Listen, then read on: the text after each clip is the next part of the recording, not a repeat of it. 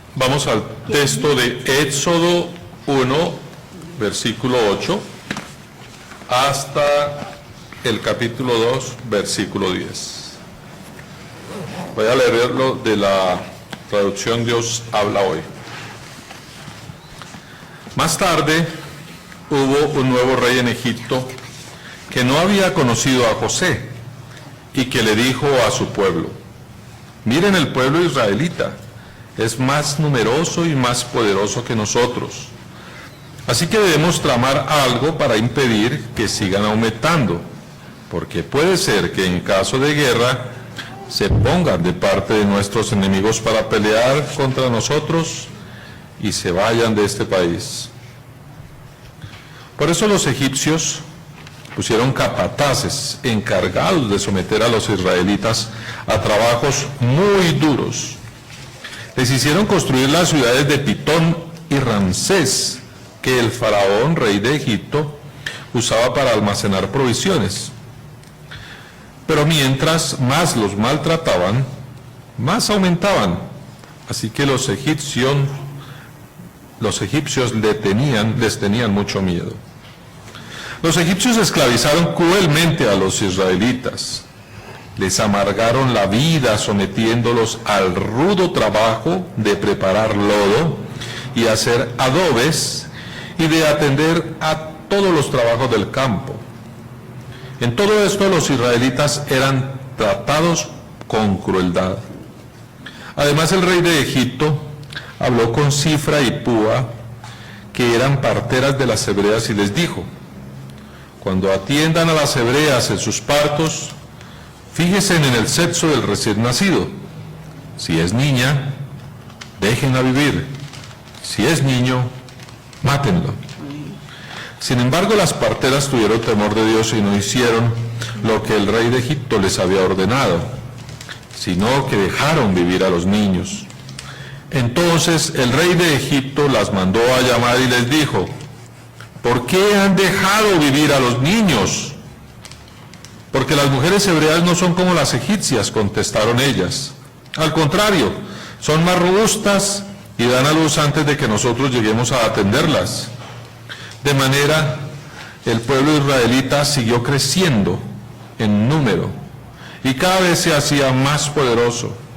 Además, como las parteras tuvieron temor de Dios, Él las favoreció y les concedió una familia numerosa.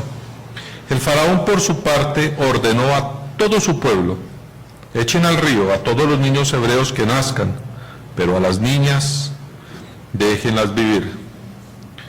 Capítulo 2. Un hombre de la tribu de Leví se casó con una mujer de la misma tribu, la cual quedó embarazada y tuvo un hijo.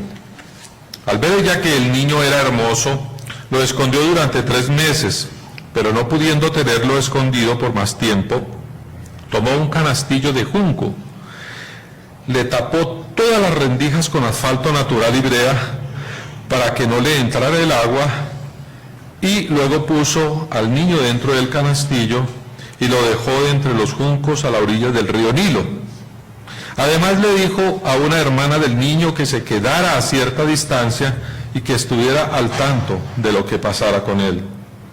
Más tarde, la hija del faraón bajó a bañarse al río, y mientras sus sirvientas se paseaban por la orilla, vio el canastillo entre los juncos. Entonces mandó a una de sus esclavas que se lo trajera. Al abrir el canastillo y ver que allí adentro había un niño llorando, la hija del faraón sintió compasión de él y dijo: este niño es un hebreo. Entonces la hermana del niño propuso a la hija del faraón: ¿le parece a usted bien que llame a la nodriza hebrea para que le dé pecho a este niño? Ve por ella, le contestó la hija del faraón. Entonces la muchacha fue por la madre del niño, y la hija del faraón le dijo: toma a este niño y críamelo, y yo te pagaré por tu trabajo. La madre del niño se lo llevó y lo crió, y ya grande se lo entregó a la hija del faraón, la cual lo adoptó como hijo suyo y lo llamó Moisés, pues dijo: yo lo saqué del agua. Esta es palabra de Dios. Salmo 124. Nuestro auxilio es el Señor. Si el Señor no hubiera estado a nuestro favor, que lo diga Israel, si el Señor no hubiera estado a nuestro favor cuando nos atacaron los hombres, nos habrían devorado vivos en el volcán de su ira. Nos habrían tragado las aguas. Un torrente habría pasado sobre nosotros, habrían pasado sobre nosotros las aguas turbulentas. Bendito sea el Señor, porque nos permitió que nos despedazaran con sus dientes. Hemos escapado como un pájaro de la red del cazador. La red se rompió y pudimos escapar. Nuestro auxilio es el Señor que hizo el cielo y la tierra. Es palabra de Dios. Te alabamos, Señor. Vamos a leer ahora Mateo capítulo 16, del 13 al 20. Cuando llegó a la región de Cesarea de Filipo, Jesús preguntó a sus discípulos: ¿quién dice la gente que es el Hijo del Hombre? Le respondieron: unos dicen que es Juan el Bautista, otros que Elías, y otros que Jeremías o uno de los profetas. ¿Y ustedes quién dicen que soy yo? Tú eres el Cristo, el Hijo del Dios viviente, afirmó Simón Pedro. Dichoso tú, Simón, hijo de Jonás, le dijo Jesús, porque eso no te lo reveló ningún mortal, sino mi Padre que está en el cielo. Yo te digo que tú eres Pedro, y sobre esta roca, sobre esta piedra, edificaré mi iglesia, y las puertas del reino de la muerte no prevalecerán contra ella. Te daré las llaves del reino de los cielos. Todo lo que ates en la tierra quedará atado en el cielo, y todo lo que desates en la tierra quedará desatado en el cielo. Luego les ordenó a sus discípulos que no dijeran a nadie que él era el Cristo. Esto es palabra de Dios. Vamos ahora a leer el capítulo 12 del libro de los Romanos, del verso 1 al 8. Por lo tanto, hermanos, tomando en cuenta la misericordia de Dios, les ruego que cada uno de ustedes, en adoración espiritual, ofrezca su cuerpo como sacrificio vivo, santo y agradable a Dios. No se amolden al mundo actual, sino sean transformados mediante la renovación de su mente. Así podrán comprobar cuál es la voluntad de Dios, buena, agradable y perfecta. Por la gracia que se me ha dado, les digo a todos ustedes: nadie tenga un concepto de sí más alto que el que debe tener, sino más bien piense de sí mismo con moderación, según la medida de fe que Dios le haya dado. Pues así como cada uno de nosotros tiene un solo cuerpo con muchos miembros, y no todos estos miembros desempeñan la misma función, también nosotros, siendo muchos, formamos un solo cuerpo en Cristo, y cada miembro está unido a todos los demás. Tenemos dones diferentes según la gracia que se nos ha dado. Si el don de alguien es de profecía, que lo use en proporción con su fe. Si es el de prestar un servicio, que lo preste. Si es el de enseñar, que enseñe. Si es el de animar a otros, que los anime. Si es el de socorrer a los necesitados, que dé con generosidad. Si es el de dirigir, que dirija con esmero. Si es el de mostrar compasión, que lo haga con alegría. Esta es palabra de Dios. Esta semana estuvimos recordando que hace 25 años fue asesinado Luis Carlos Galán. Pues los jóvenes quizás lo recuerden por allá vagamente o no lo recuerden, pero pues nosotros los mayores sí tenemos muy claro quién era Luis Carlos Galán, ¿cierto? Un personaje de la mundo de la política que generó en su momento esperanza en el pueblo, que tenía como las condiciones para empezar a contribuir en un cambio, y fue asesinado cruelmente. También tuvimos esta semana el encuentro de las víctimas y los victimarios de la violencia, ¿no?, entre las FARC en La Habana, el conflicto armado en Colombia, y también vimos mucho rechazo de parte de mucha gente.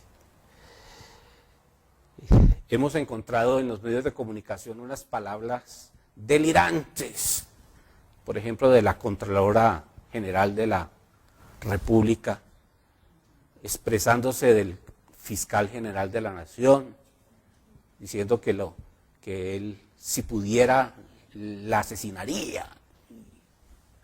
Un Contralor General diciendo eso. Y un Procurador General de la Nación diciendo que en La Habana, entre el presidente y las FARC, van a hacer un lavado de activos. Son expresiones tan fuertes, ya, tan cargadas.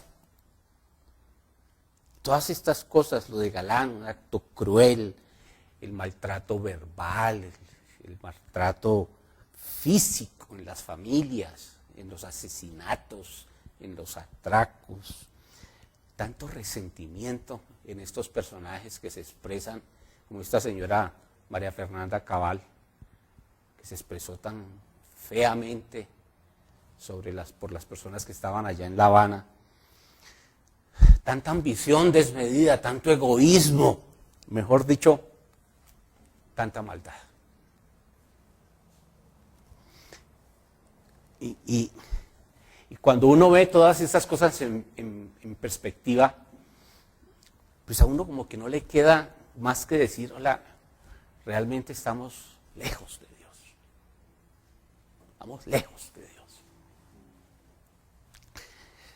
Y uno no deja de preguntarse, bueno, ¿será posible que la maldad logre ser vencida por la bondad y el amor del que habla la Sagrada Escritura? ¿Será posible eso? Porque vemos tanta maldad y uno dice, ¿será que esto sí es posible? ¿Será posible que eso que dice la Escritura, de que el ser humano vuelva a habitar el Edén en armonía con la creación y con Dios, pueda ser posible? Pero más aún, viendo toda esta situación, uno casi que no deja de preguntarse, ¿y dónde está Dios? ¿Dónde está Dios? ¿Será verdad todo eso que dice la Escritura de la salvación? Pareciera que las puertas del reino de la muerte como que sí prevalecieran sobre no solo la iglesia, sino sobre la humanidad. Y produce desesperanza, y produce dolor, y produce tristeza. Bien. Sabemos que Dios es espiritual, es espíritu, y que por lo tanto es sobrenatural. Y sabemos que los hechos que vivimos son del mundo natural. La creación toda es natural. ¿Cómo lograr entonces ese vínculo entre la acción de Dios, que es sobrenatural, y el impacto que dicha acción puede tener en los seres humanos libres, que son naturales, de tal manera que logre su propósito divino, de volver a cohabitar el Edén, que el ser humano viva en armonía con la creación y con su Dios? ¿Cómo lograr eso? debe haber mecanismos, ¿cierto? Debe haber medios. Se preguntaría uno, bueno, por supuesto que los hay. Claro que los hay. Las lecturas de hoy parece que nos dan algo de luz acerca de cuáles han sido, cuáles son y cuáles serán los medios que Dios ha dispuesto para lograr el vínculo entre su acción y el ser humano, de tal manera que se logre el objetivo de la salvación. Por ello es que esta exposición le he puesto por nombre Los medios de Dios para la salvación. ¿Qué medios ha dado Dios para la salvación?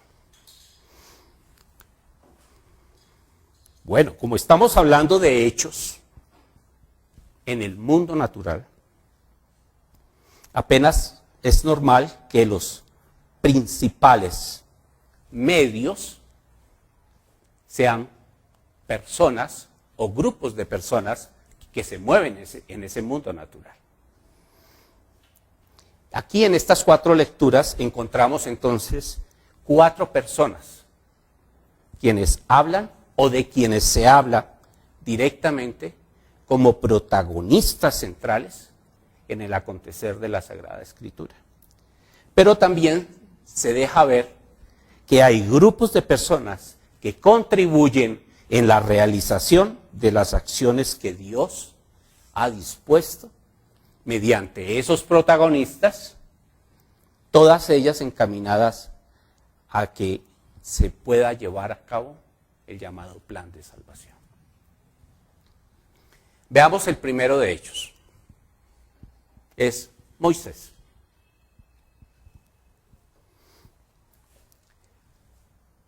Leímos cómo el faraón atentó contra el pueblo de Israel. Quería eliminarlo, dice la lectura. Quería eliminarlo. Quería eliminar el pueblo elegido. Bueno, uno se preguntaría, ¿por qué? ¿Por qué podía suceder eso? ¿Cuál era la razón?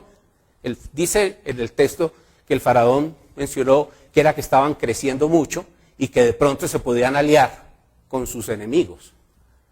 Pues el faraón tenía razón. Lo que sucede es que eso pasó antes. En la época en que los descendientes de Abraham llegaron por la hambruna a Egipto, efectivamente se asentaron, se multiplicaron, pero ellos venían de una región que se llama Ugarit, o que se llamaba Ugarit. Y allá en Ugarit también había unos señores que eran los Ixos, personajes bastante beligerantes. Y ellos llegan y se instalan en Egipto. Llegan a tal punto a ser tantos que, ¿cómo les parece? Conquistan a Egipto. Y durante 200 años reinan en Egipto. Ese puede parecer el amigo José, que llegó a reinar en todo Egipto. Y lógicamente durante 200 años la casa del egipcio tradicional no existió.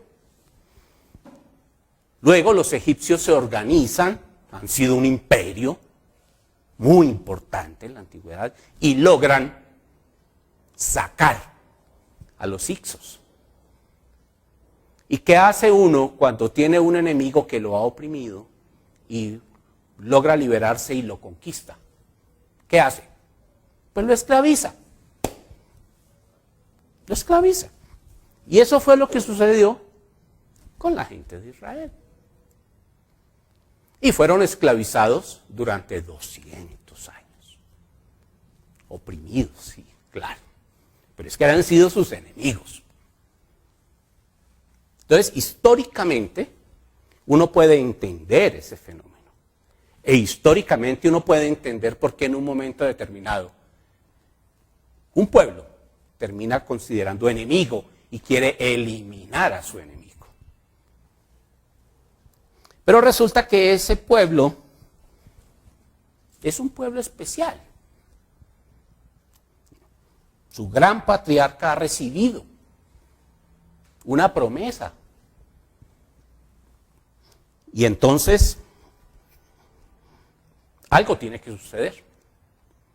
Y se desata entonces todo el episodio, en donde ya en la lectura vimos cómo nace Moisés, y a pesar de todo lo que quieran el faraón que suceda, nada de eso sucede. Y Moisés, varón, no solo termina viviendo, sino que además termina ubicándose en la casa imperial, en la casa del faraón. Entonces ahí hay un medio de Dios que se ve que usa para empezar su proceso, en donde lo que él quiere es liberar al pueblo de la esclavitud de Egipto, para que ese pueblo lo pueda conocer de una manera directa y él se pueda convertir en su Dios y cumplir la promesa que le hizo a Abraham 500 años atrás. Pero lo interesante es que no solo utiliza a Moisés para esta acción, sino que también utiliza a una serie de mujeres. Miren, está las parteras. Las parteras no hacen lo que les dice el faraón. Está las madres israelitas, que no dejan de parir sus hijos y que son fuertes, y por eso esos hijos nacen y se sostienen. Está la madre y la hermana de Moisés, que a pesar de todas esas cosas, ellas lo protegen por encima de cualquier situación. Y está la hija del faraón. Notemos entonces cómo ahí, en ese medio, aparecen un grupo de personas que se dejan tocar con los ojos de la fe de ese Dios, para que ese propósito que Él tiene a través del pueblo de Israel pueda seguir su camino. El segundo personaje no se habla directamente, no se habla aquí en la lectura, pero es imposible no tener una referencia de él como un medio, es Abraham. ¿Por qué? Porque Abraham le creyó a ese Dios, al Dios Yahvé, le creyó la promesa e hizo todo lo que ese Dios le pidió. Al punto, fue tal la fidelidad de Abraham por ese Dios que llegó a ser reconocido como su amigo. Es del único, ¿no?, que se dice que fue su amigo. ¿Qué hizo Abraham en ese acto de fe, en ese creer? Porque el tema es que Abraham no solo cree, sino que sobre la base de esa fe, él actúa. ¿Qué hizo Abraham? Bueno, lo primero fue que a los 75 años decide dejar la comodidad de su tierra en Ur para salir. ¿A dónde? Dice la escritura que no se sabe, pero él le creyó. Eso es un acto muy duro. A los 75 años, por favor. Y siendo usted una persona acomodada, viviendo usted en su casa bien hecha, a tener que salir a aventurar. Eso es tremendo. Pero además esperó 25 años. Después de esos 75 esperó 25 años para recibir la promesa que le había dicho de tener un descendiente directo con su esposa legítima, Sarai, ¿no? Es mucho acto de fe y es mucha obediencia, es mucho creer es mucho actuar conforme a eso. Pero además, ese Dios le había dicho, sé recto. Y él fue recto. Tan recto que por ser tan recto, fue tremendamente próspero. ¿Qué hubiese sucedido si Abraham, como hombre libre, no le hubiera creído a Dios y no hubiera actuado conforme a eso? ¿Qué hubiera sucedido? Pues la primera consecuencia en esta línea que estamos manejando es que Moisés no hubiera tenido la oportunidad de liberar al pueblo y acercarlo a ese Dios. Porque finalmente esa es la razón de Moisés. Moisés es el medio mediante el cual libera a Israel de Egipto, pero el propósito es el acercamiento a Dios. Él quiere liberarlo de los dioses de Egipto y de la esclavitud de los egipcios, pero su propósito fundamental es que ese pueblo se acerque a este Dios, a su Dios Yahvé.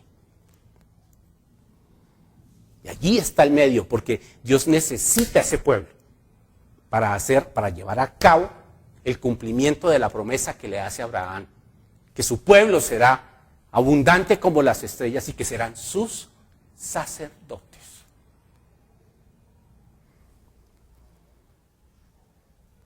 El tercer personaje del que se habla aquí es del Cristo.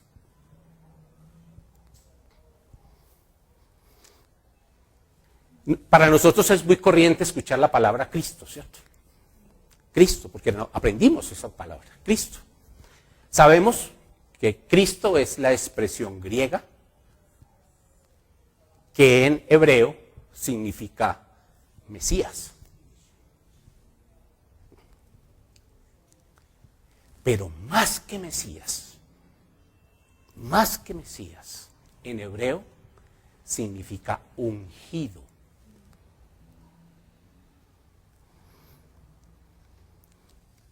Y la expresión de ungido en el mundo hebreo es profundamente importante. Es tremendamente importante. Tan es así que la unción solo la podían tener algunos profetas. Por ejemplo, el gran ungidor fue Samuel. Es cierto que Samuel unge el primer rey que tiene Israel, que es Saúl, y unge a David.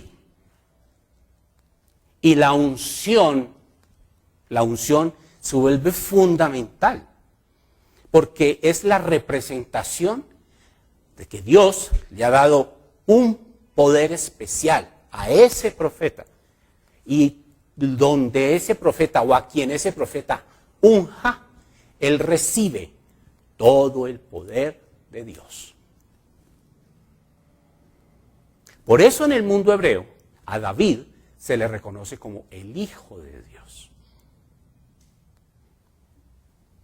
De ahí que cuando Dios le hace la promesa a David de la petición de que haya un hijo de él siempre en el trono para el pueblo de Israel, ya como nación, se vuelve su constante a lo largo de la historia, aún hasta hoy.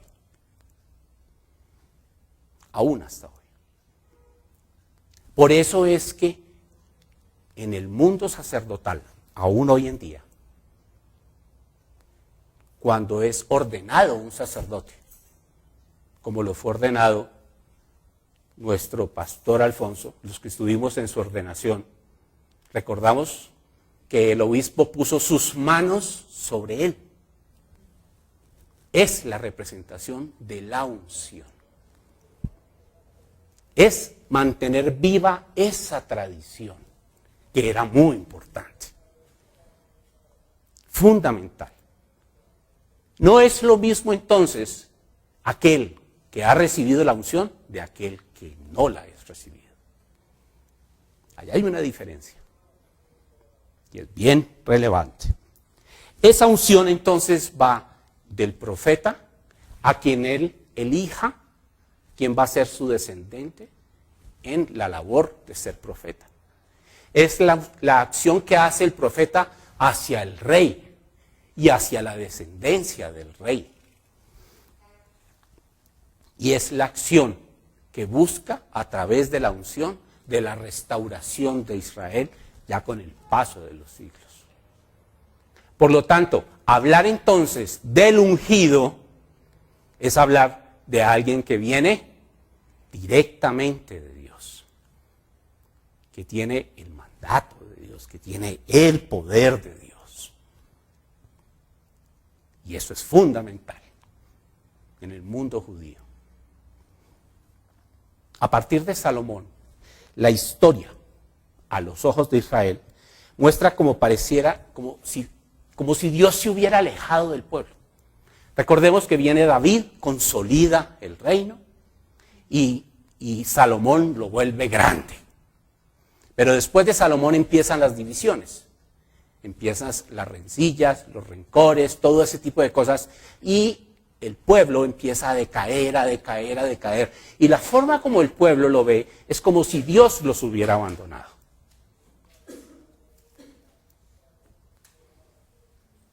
Todas esas cosas atentan contra la libertad del pueblo. Y son los profetas quienes en su labor tratan por todos los medios de cambiar esa cosmovisión del pueblo. Y le dicen, no es Dios quien se ha alejado de ustedes. Son ustedes quienes se han alejado de Dios. Ustedes con toda esta serie de actos, con estas infidelidades, es que se han alejado de Dios.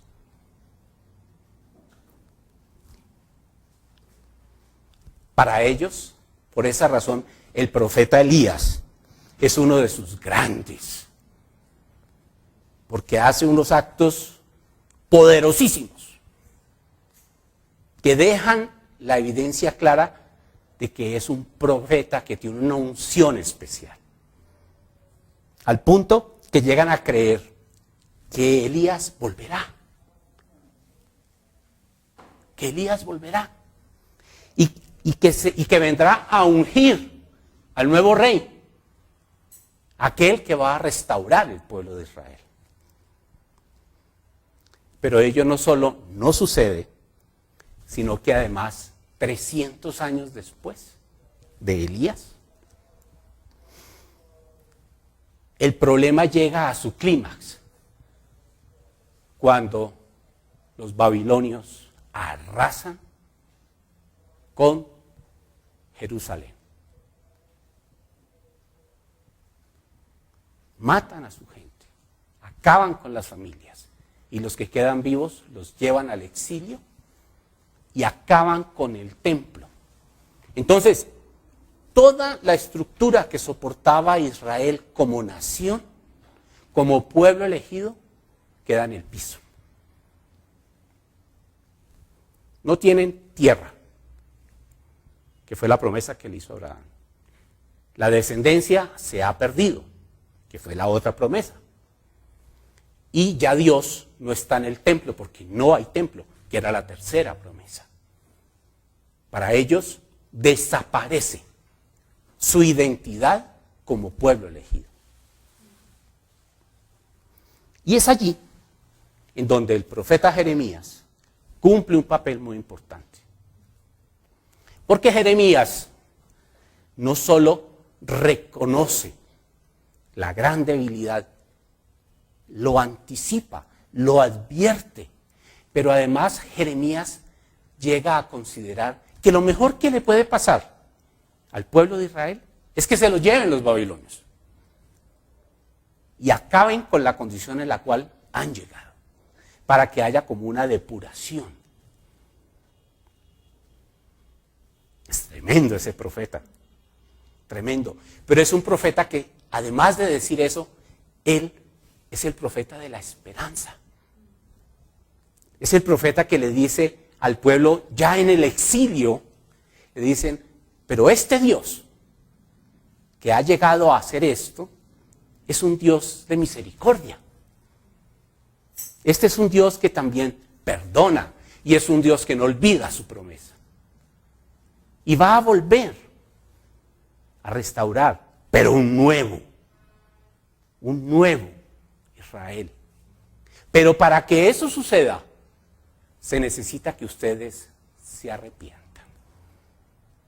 El arrepentimiento es fundamental y el cambio, el nuevo Israel, es fundamental. Para que haya restauración, para que haya renovación, es fundamental el arrepentimiento, dice Jeremías. Por eso, a partir del año 585 a.C., y con el paso de los siglos, el pueblo de Israel espera a ver quién va a ser reconocido como su rey. Y aquel que sea reconocido como rey traerá la unción. Será el Cristo en griego. Y será quien siempre salvará a Israel de la esclavitud. Y lo volverá a ser la nación pujante que era antes. Eso quedó en la mente del pueblo a partir de ese instante. Porque después del regresar de Babilonia se presentan otras conquistas, ¿no?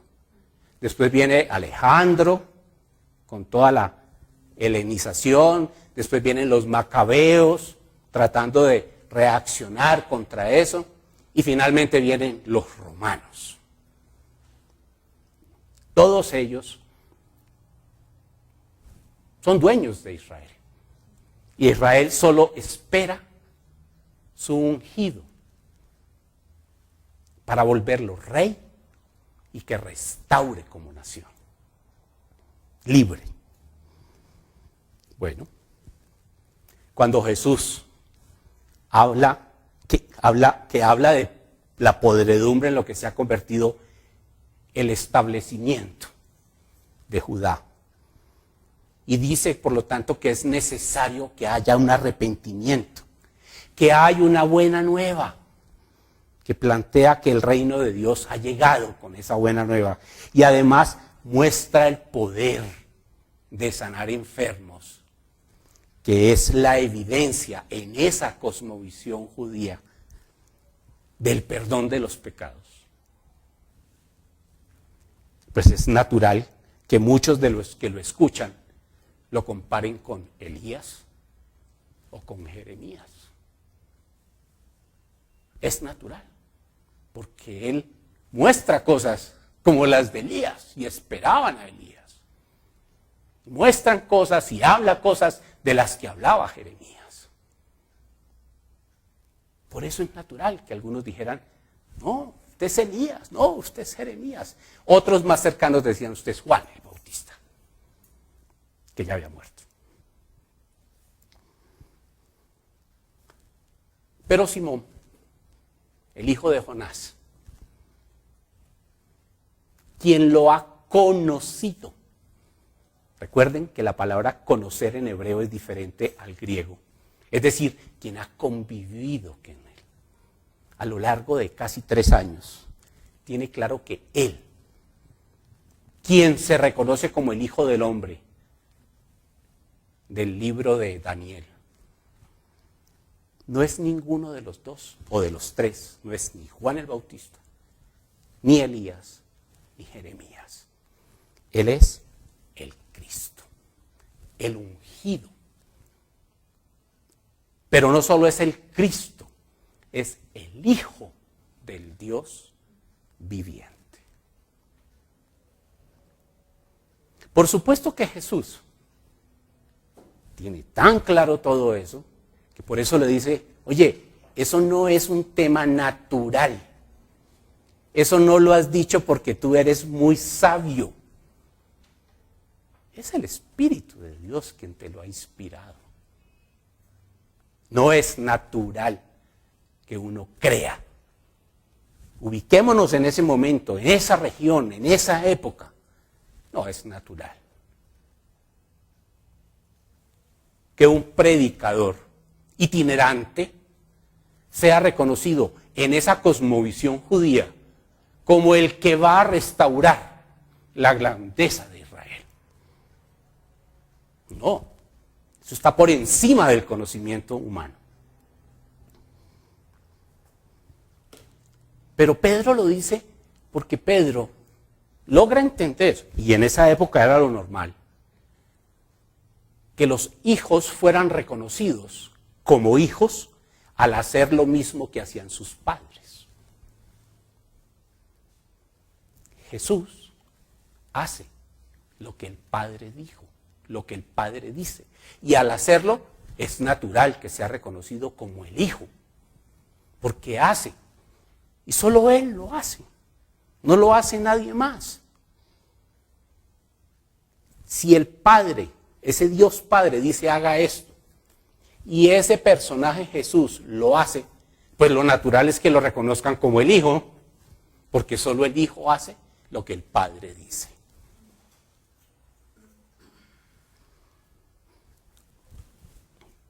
Tiene toda la lógica, ¿cierto? En esa cosmovisión judía, toda la lógica.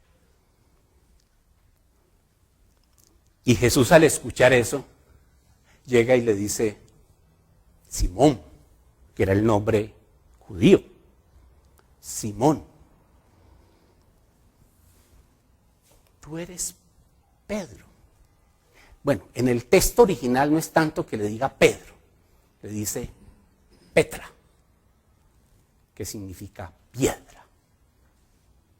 Pero más que piedra, la palabra Petra significa roca sólida. Tú eres Simón, hijo de Jonás. Tú eres, él acaba de hacer la afirmación, tú eres una roca sólida al decir eso. ¿Por qué? Porque en la antigüedad la persona era reconocida según lo que decía. Entonces Pedro, o Simón, el hijo de Jonás, acaba de decirle que él es el Cristo, el Hijo del Dios viviente. Y Jesús entonces le dice, oye, tú eres una roca. Una roca, pero no cualquier roca, eres una roca sólida al decir eso. Y ahí surge una expresión que ha dado mucho para hablar a lo largo de estos 2000 años. Dice, y sobre esta roca edificaré mi iglesia. Si llevamos un poco el sentido de las palabras, las traemos del lenguaje original, casi que lo que Jesús termina diciendo es, Simón, hijo de Jonás, lo que acabas de decir es roca sólida. Por eso tú eres esa roca. Y sobre esa roca, es decir, sobre lo que acaba de decir, que Jesús es el Cristo, el Hijo del Dios viviente, sobre eso se va a edificar la iglesia. Tiene todo el sentido, ¿cierto? Tiene todo el sentido. Entonces, no es que sea sobre Pedro, es sobre lo que Pedro afirmó, porque en esa época las personas eran reconocidas según lo que afirmaban. Y es sobre la expresión que acaba de decir. Tú eres el Cristo, el Hijo del Dios viviente. Y esa va a ser la base de toda la iglesia. Bueno, realmente no es tan claro que Jesús estuviera pensando que iba a conformar una iglesia. Pero ya nosotros sabemos que los textos se escribieron, y este texto de Mateo se escribió 50 años después de la muerte de Jesús, donde ya sí había una eclesía, una comunidad. Eclesía es la palabra griega de la palabra comunidad, lo que nosotros conocemos como iglesia. Entonces, pero sí, para Jesús sí era de esperarse ya en ese momento que existiera una comunidad especial, aquella que lo reconociera a él como el Cristo, como el ungido, y que siguiera sus pasos, sus enseñanzas.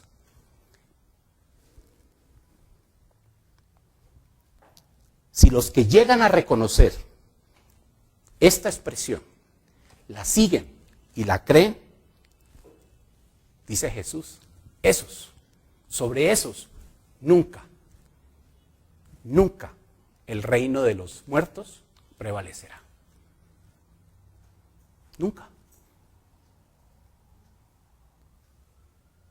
Aquellos que tomen esta roca y la vuelvan su fe y su vida sobre ellos, el reino de los muertos nunca prevalecerá. La maldad nunca los tocará. O en un lenguaje más coloquial, el demonio jamás les llegará. Pero en lenguaje de Jesús, la maldad. Siempre la bondad y el amor de Dios en sus vidas estará. Por eso el reino de los muertos no lo tocará. Y allí entiende uno por qué Jesús les dice, no le digan a los demás que yo soy el Cristo. Porque si empiezan a decir que Él es el Cristo, como la cosmovisión del pueblo judío era que el Cristo había que coronarlo rey y era el que iba a volver a rescatar la libertad, era un rey muy diferente al que pensaba Jesús. Muy diferente. Por eso lo adecuado es no cuenten, porque la gente lo va a confundir. Lo va a confundir. Pero es importante anotar que allí, ya nosotros sabemos que Jesús es un medio también de Dios en el plan de salvación. Y para nosotros es el medio. Es el medio. Y entendemos entonces que Él realmente es el camino, porque es el medio para llegar al Padre. Allí es fundamental, allí lo importante es que Jesús no solo se reconoce como que Él es el medio, sino además que como en los casos anteriores, siempre necesita de otros para que ese medio sea evidente y se lleve a la práctica en el mundo natural. Y esos otros son Pedro, el resto de los apóstoles, los discípulos y posteriormente Pablo. Son ellos, esos otros personajes que cogen ese tú eres el Cristo, el Hijo del Dios viviente, y cogen esa expresión y sobre eso montan la comunidad. Y a toda la comunidad le enseñan lo que significa eso. Y trabajan sobre eso. Y ellos también se vuelven medio. Y entonces a partir de ese momento, la iglesia se vuelve también medio. Y es el cuarto personaje. La iglesia se vuelve medio. Y sobre esta roca edificaré mi iglesia. Quiere decir que el mensaje de Jesús sin la iglesia no va. Y sin Jesús, el mensaje de la salvación de Dios, del Dios de bondad, del Dios del amor, del Dios del perdón, del Dios del servicio, no va. Porque es el vínculo mediante el cual lo sobrenatural, que es el plan de Dios, entra en el mundo natural y actúa sobre lo natural.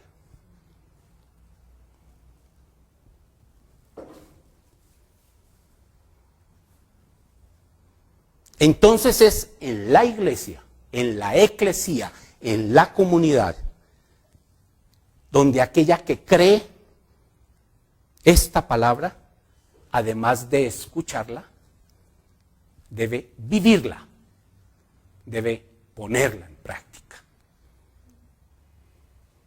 Y en eso Pablo es el campeón, en dejar las pautas para que eso sea así. Por eso es que en el texto de Romanos que leímos, él llega y dice, ok, si ustedes se reconocen como la iglesia de este Cristo, el Hijo del Dios vivo, si ustedes se reconocen como tales y lo reconocen a Él como cabeza, ustedes son el cuerpo. Y como tales deben cumplir con algunas actividades. La primera, no hagan parte del mundo actual.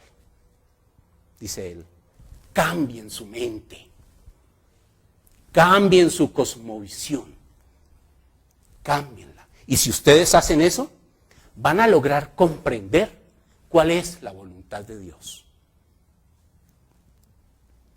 que es buena, agradable y perfecta. Si ustedes se reconocen como esa eclesía que dice que está soportada en la base de reconocer que Jesús es el Cristo, el Hijo del Dios viviente, no sean soberbios, no sean orgullosos, no se crean más que los demás, sean humildes, inclusive aún por debajo de lo que realmente son. Y dice, tengan en cuenta que a pesar de que somos diferentes, como dijo ahora José Fernando, diversos, y que somos muchos porque como comunidad somos muchos, debemos estar unidos, porque hacemos parte de un mismo cuerpo. Debemos estar unidos.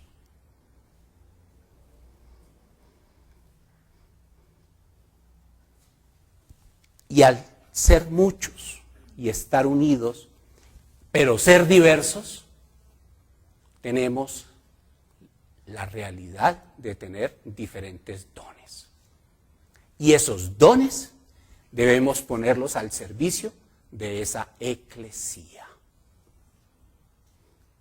Por ejemplo, dice él, el don de la profecía, el don del servicio, el don de enseñar, el de animar, el de socorrer, el de dirigir, el de sentir compasión, pero con alegría. Para reconocerse parte de esa comunidad, de esa eclesía que está montada sobre la base de la expresión de que Jesús es el Cristo, el Hijo del Dios viviente, es necesario llevar a la práctica esto. Y si no lo hacemos, dice Pablo, realmente no seremos esa eclesía. Poco ganamos con decir que creemos si no lo hacemos.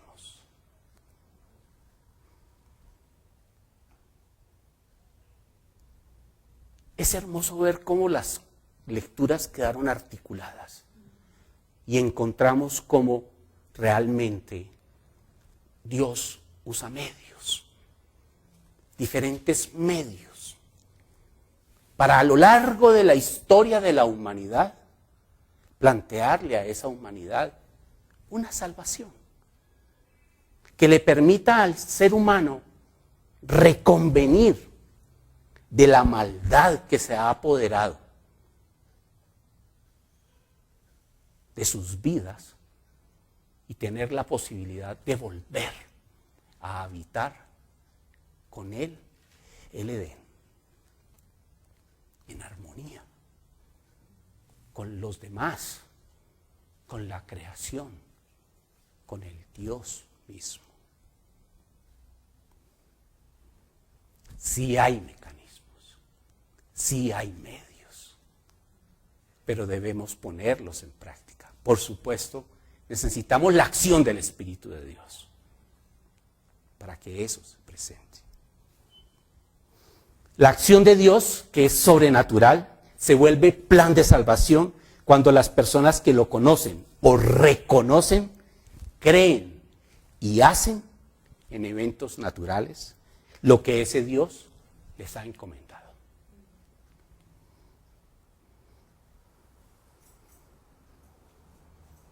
Tenemos corazones endurecidos.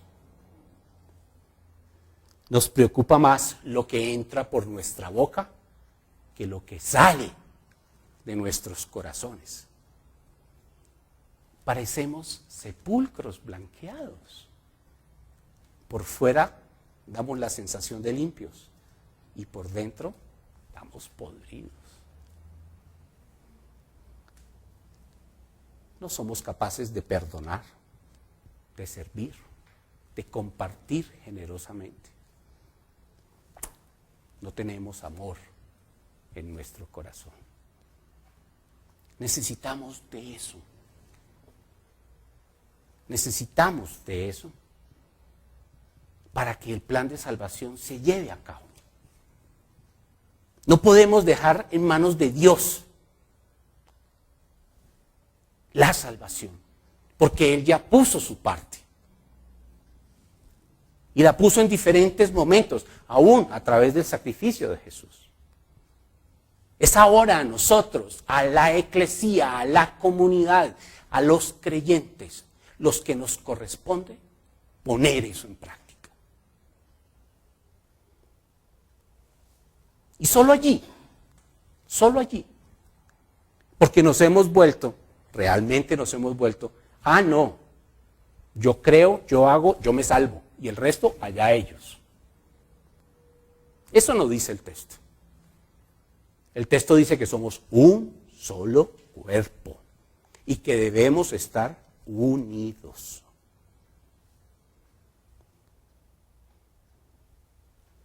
Rechazamos a los amigos de las FARC, rechazamos a aquellos que hablan mal de las FARC, rechazamos todo aquello que reconocemos como maldad. ¿Y nosotros qué hacemos? ¿Nosotros qué hacemos? ¿Hacemos algo? ¿Hacemos algo en este contexto de fe y nos llamamos creyentes de Jesús? No seamos soberbios, seamos humildes. Dios nos ha puesto la salvación, pero nosotros somos medio. Actuemos de tal manera que podamos decir como el salmista: si el Señor no hubiera estado de nuestra parte, cuando todo el mundo se levantó contra nosotros, nos hubieran tragado vivos al encenderse su furor. He ahí nuestro gran desafío.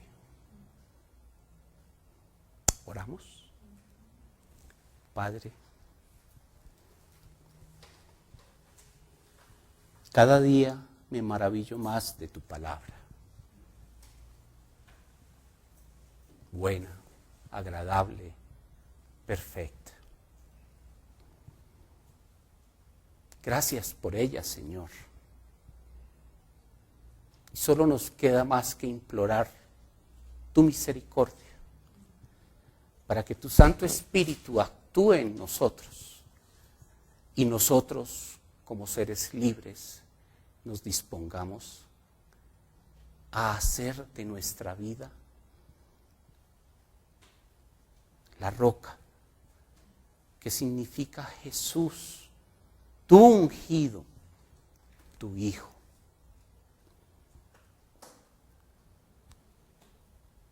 Gracias por permitirnos conocer. Gracias, Señor, por tu misericordia, tu bondad y por tu salvación. Esta es palabra de Dios.